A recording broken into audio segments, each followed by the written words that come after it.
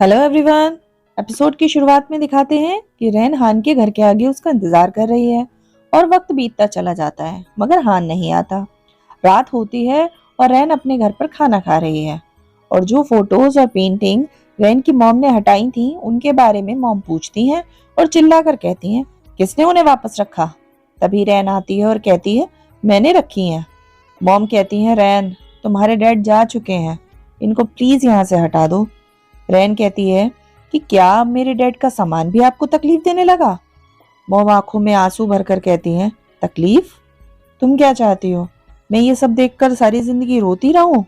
रैन, सिर्फ तुम्हारी वजह से मैं ये सब कुछ भूलकर जिंदगी में आगे नहीं बढ़ पाई, क्योंकि मुझे तुम्हारी फीलिंग्स की कद्र है, मैं तुमको समझती हूँ।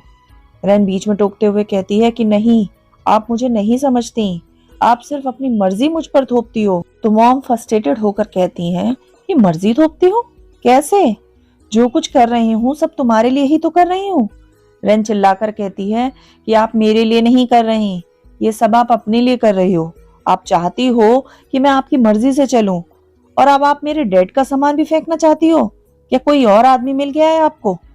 इतना सुनकर मॉम गुस्से में रैन को थप्पड़ मार देती हैं, लेकिन फिर मॉम को रियलाइज होता है कि उनको थप्पड़ नहीं मारना चाहिए था। तो मॉम कहती हैं, सॉरी बेटा, मेरा ये इरादा नहीं था।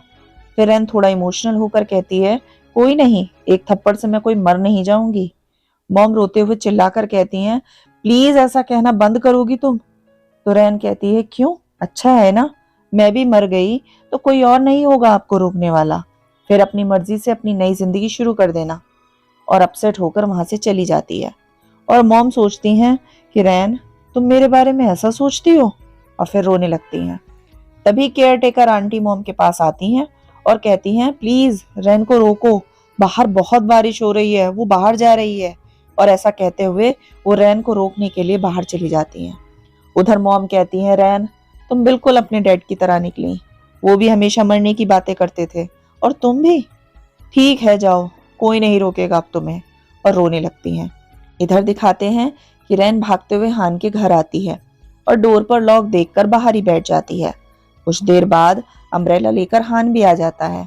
रैन उसको देखकर मुस्कुराती है और कहती है, फाइनली तुम आ गए। फिर उठने ही वाली होती है तो हान उसे अपना हाथ देता है और वो हान का हाथ पकड़कर खड़ी हो जाती है। दोनों अंदर आते हैं और हान उसे टॉवल देता है। फिर मासूम सा चेहरा बनाकर रैन हान से कहती है कि मैं तुमको परेशान नहीं करना चाहती थी, पर मेरे पास सच में कोई जगह नहीं थी जाने के लिए। क्या मैं यहाँ रुक सकती हूँ? वो मैं सोफे पे सो जाऊंगी। हान गहरी सांस लेता है और कहता है कि तुम ऊपर बेड पर सो जाना, मुझे कुछ काम है ग्रीन हाउस में, तो मैं लेट तक जागूंगा।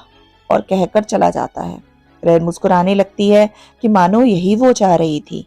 आगे दिखाते हैं कि रैन बेड पर बैठी है और हान के पिलो को हक करके मुस्कुरा रही है। फिर हान के ब्लैंकेट को ओढ़कर रूम के दरवाजे से हान को देख रही है, जो ग्रीन हाउस में काम कर रहा है। फिर आकर डोर नॉक करती है और अंदर आने को पूछती है। पहले हान थोड़ा सा हिचकिचाता है और फिर आने के लिए हाँ कह देता है। रैन अंदर जाकर हान को काम करते देखती है और फिर हान से पूछती है, एपिफाइलम अभी भी यहीं पर है क्या? तो हान कहता है हाँ।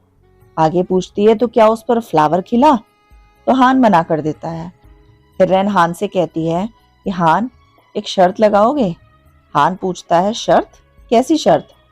तो रैन कहती है, अगर आज की रात इस पर फ्लावर खिला तो हम डेट करेंगे।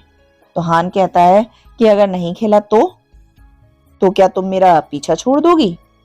तो रैन कहती है कि मैं फिर तुमसे कभी मिलने नहीं आऊंगी। आगे दिखाते हैं कि रैन और हान रूम के विंडो पर बैठे हैं। प्लांट दोनों के बीच में रखा है और दोनों आसमान की तरफ देख रहे हैं। फिर दोनों एक दूसरे को देखते हैं और मुस्कुराते हैं। फिर रैन प्लांट को अपनी गोद में रखकर हान के पास खिसक कर बैठ जाती है और धीरे से अपना सर हान के कंधे पर रख देती है और सो जाती है। हान उसे सोते हुए देखकर धीरे से प्लांट को उसकी गोद से उठाकर साइड में रख देता है और फिर रैन को सोते हुए देखने लगता है।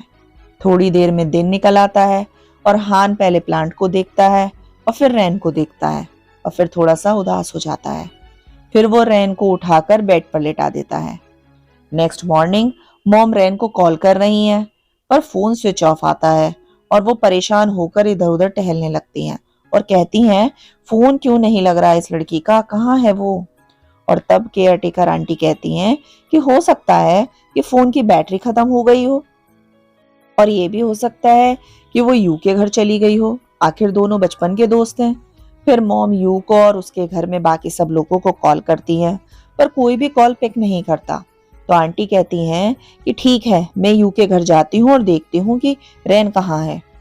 इधर रैन सोकर उठती है और सब जगह हान को ढूंढती है, पर हान नहीं होता। तो नीचे आकर अपना बैग लेकर वो घर से बाहर निकल जाती है।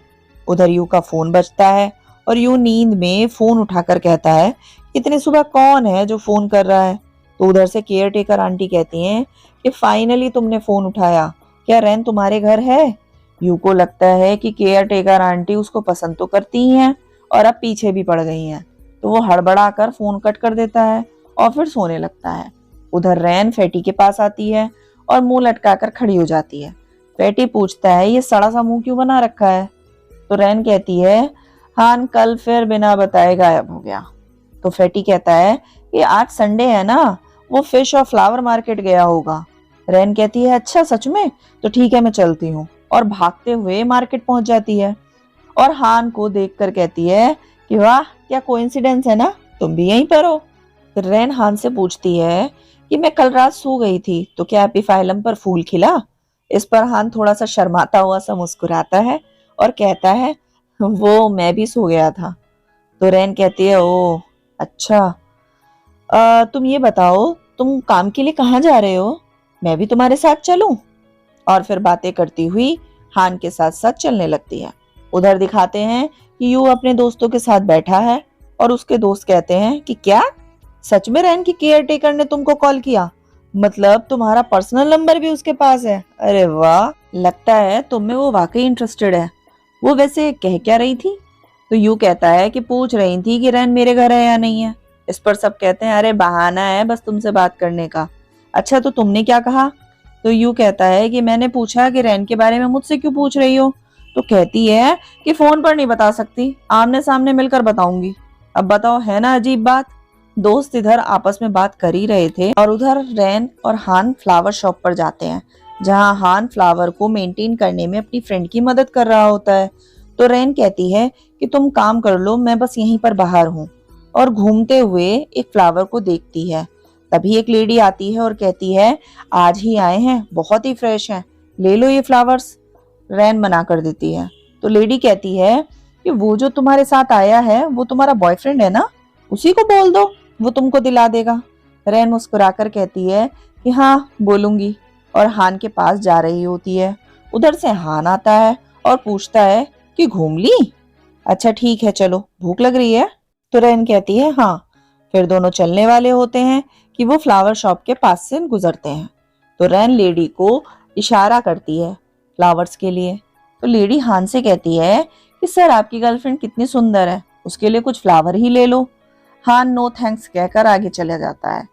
तो रैन पीछे से आती है और हान से पूछती है कि क्या तुम नाराज हो, अगर तुमको पसंद नहीं तो मैं उस लेडी को बोल दूंगी कि तुम मेरे बॉयफ्रेंड नहीं हो। तो हान कहता है जाने दो, और वहां से दोनों फिश मार्केट जाते हैं। हान फिश को देख रहा होता है और रैन हान को। फिर हान कहता है कि रैन ये फिश बिल्कुल तुम्हारे जैसी है, मेरा पीछा कर रही है। तो रैन कहती है अगर तुमको ये इतनी ही पसंद है तो क्यों ना तुम इसे खरीद लो और अपने घर ले जाओ। तो हान कहता है ना, झंझट है ये तो। फिर दोनों एक रेस्टोरेंट जाते हैं और हान रैन से कहता है कि कुछ ऑर्डर कर लो। तो रैन मुस्कुराते हुए कहती है मुझे भूख नहीं है। तो फिर हान अपने लिए ऑर्डर कर देता है। तब ऑर्डर आता है और रैन एक खाली बॉल मंगाकर हान के बॉल से ही खाने लगती है। तो हान कहता है कि तुम तो कह रही थी कि तुमको भूख नहीं है। तो रैन कहती है कि हाँ मुझे भूख नहीं है, पर मुझे तुम्हारे बॉल से खाना था। तो हान थोड़ा सा शर्माता है। तभी रैन देखती है कि पीछे कुछ लड़कियां हान को देख रही हैं और कह रही हैं कि कितना हैंडसम है वो। फिर रैन हान को कहती है कि पीछे जो लड़कियां बैठी है ना बहुत सुंदर है और तुमको घूरे जा रही हैं। हान कहता है तुमको गलतफहमी हो गई है, तुम अपना खाना खाओ। तो रैन कहती है अरे देखो तो कितनी सुंदर है, अरे एक बार तो देख लो, तुमको वो सच में घूर रही है। तो हान कहता है कि मुझे क्यों देखेंगी, मुझ में ऐसा क्या खास है। तो रैन कहती है वो तो सही बात है, तुम बोरिंग हो, बहुत ज्यादा ही एटीट्यूड वाले हो, पर हो सकता है कि वो भी प्यार के मामले में मेरी तरह ही अंधी हो। तो हान बात सुनकर मुस्कुरा देता है और रेन कहती है कि एक बार देखो ना कितनी सुंदर है। तो हान एक झलक देखकर कहता है कि हाँ सुंदर है। फिर रेन कहती है अब ये बताओ कि वो सुंदर है या मैं। तो हान कहता है कि वो। फिर रेन पूछती है कि अच्छा ये बताओ मैं सुंदर हूं या मान। तो हान कहता है कि मान। फिर रेन पूछती है कि मैं सुंदर हूं या शाओली। तो हान कहता है कि शाओली। इस पर रेन चिढ़ जाती है और कहती है कि मैं इतनी ही बेकार हूं तो ये मेरे साथ क्यों खाना खा रहे हो। हान कहता है कि जैसा तुमने अभी कहा, क्या पता मैं भी अंधा हूं। और फिर दोनों मुस्कुराने लगते हैं। फिर रेन पूछती है कि क्या मुझे हेयर स्टाइल बदलनी चाहिए। अच्छा ये बताओ क्या मैं मोटी हो गई हूँ, क्या मुझे थोड़ा पतला होना चाहिए। इस बात पर हान थोड़ा हिचकिचा जाता है और शर्मा जाता है। फिर हान कहता है कि जैसी हो अच्छी हो, उसी में खुश रहो। तो रेन कहती है कि मैं तो खुश तब होंगी जब तुम मुझे पसंद करोगे।